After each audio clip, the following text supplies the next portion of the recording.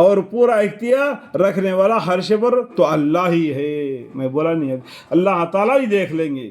پورا اختیار رکھنے والا ہر شے پر تو اللہ ہی ہے. کیا اس کی نسبت یوں کہتے ہیں کہ نوز باللہ آپ نے اس کو اپنی طرف سے خود بنا لایا ہے؟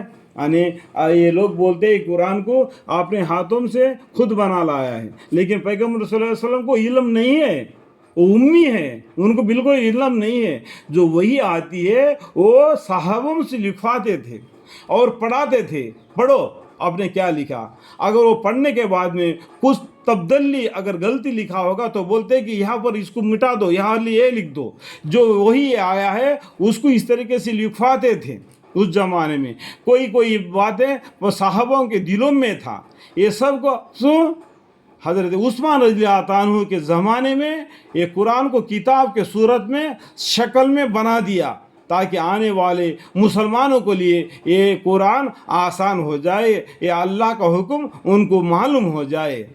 اس سے پہلے صحابوں کے دلوں میں تھا یہ قرآن، ان کے پیغمبروں کے دلوں میں تھا یہ قرآن، بغیر دیکھتے ہوئے یہ وہ لوگ پڑھتے تھے.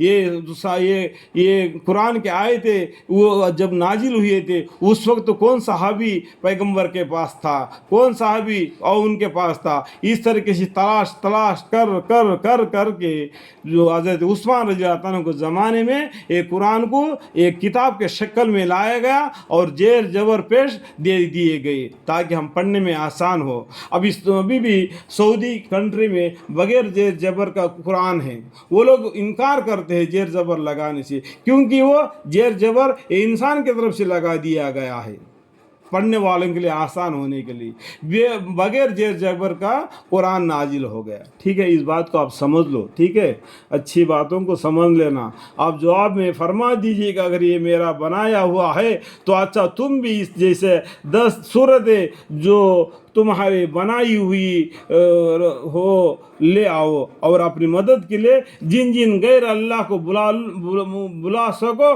بلا لو.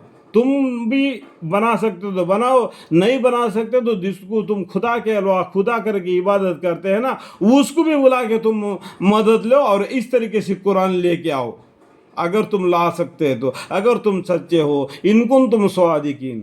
پھر ایک کفار اگر تم لوگوں کو کہنا کہ اس کی شکل بنا لاؤ نہ کر سکیں گے تو تم ان سے کہہ دو کہ آپ تو یقین کر لو یہ قرآن اللہ ہی کے علم اور قدرت سے اتارا ہے. اللہ کے علم سے یہ قرآن اتارا ہے. یہ عرب کنٹری والے بھی اس قرآن کو تبدیلی نہیں کر سکتے. اس طریقے سے اللہ تعالیٰ ایک ایسے الفاظ میں ایسا ایک علم سے اللہ تعالیٰ اس قرآن کو نازل فرمایا کہ عرب کنٹری والے، یہ عرب بولنے والے بھی اس قرآن کے اندر زیر زبر کو بھی نہیں ہٹا سکتے. ایک مداحرن کے لیے میں بولتا ہوں، جو خدا لکھا ہوا ہے اور اوپر کا نطقہ کو نکال کر نیچے رکھ دیں گا تو جدا ہو جائے گا. اتنا بالکل باریک مسئلے سے اللہ تعالیٰ نے اس قرآن کو نازل فرمایا. اگر زیر زبر کو بھی بدل دو گے تو اس کا معنی بدل جائے گا. پڑھنے والے کو زبان بھی نہیں ہلے گا، وہی بھی رک جائے گا.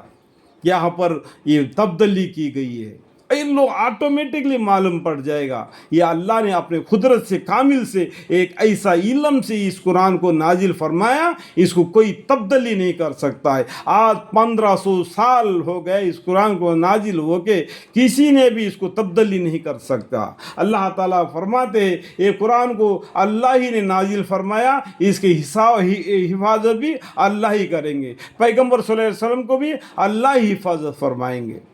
ٹھیک ہے، فَإِن لَّمْ يَسْتَجِيبُوا لَكُمْ وَاعْلَمُوا أَنَّمَا أُنزِلَ بِعِلْمِ اللَّهِ وَأَن لَّا إِلَٰهَ إِلَّا هُوَ فَأَنتُم مُّسْلِمُونَ.